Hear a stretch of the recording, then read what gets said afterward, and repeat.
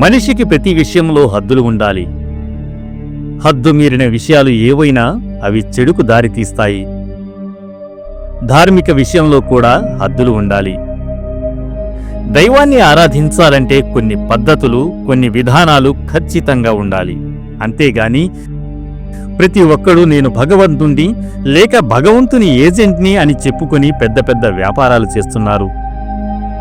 భారతదేశంలో మతాలతో సంబంధం లేకుండా ధర్మస్థల లాంటి విషయాలు పూర్వం ఎన్నో జరిగాయి. ఇక ఆధ్యాత్మికత పేరుతో ఆడవారిపై హింస తగ్గాలంటే దైవం పేరు చెప్పుకునే ఏజెంట్లకు చట్టబద్ధమైన ఆంక్షలు విధించాలి. అది ఏ మతం వారైనా సరే. స్త్రీలకు ముఖ్యంగా ఇటువంటి స్థలాల్లో రక్షణ కల్పించాలి. ప్రతి మతాల ఆశ్రమాలపై ప్రభుత్వాలు నిఘా అధికారులను నియమించాలి. ముఖ్యంగా రాత్రి సమయాలలో స్త్రీలు అక్కడికి వెళ్లకుండా చర్యలు తీసుకోవాలి. ప్రతి బోధకుడి చరిత్ర అధికారుల వద్ద ఉండాలి. స్త్రీలపై చట్ట వ్యతిరేక పనులు ఏ బోధకుడు చేసినా మరణశిక్ష విధించాలి. దైవానికి, భక్తుడికి వారధి ఎవరూ లేరు.